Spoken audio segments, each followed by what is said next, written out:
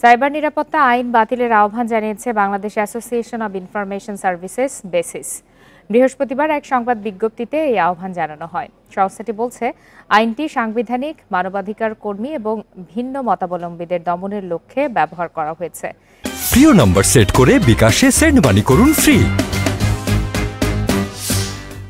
এতে বেসিস নেতাদের বরাতে বলা হয়েছে, সাইবার সিকিউরিটি আইনে আগের ডিজিটাল নিরাপত্তা আইনের বেশিরভাগ বিধান অব্যাহত রাখা হয়েছে, যেখানে অনুসন্ধান, গ্রেপ্তারের অতিরিক্ত ক্ষমতা দেওয়া হয়েছে।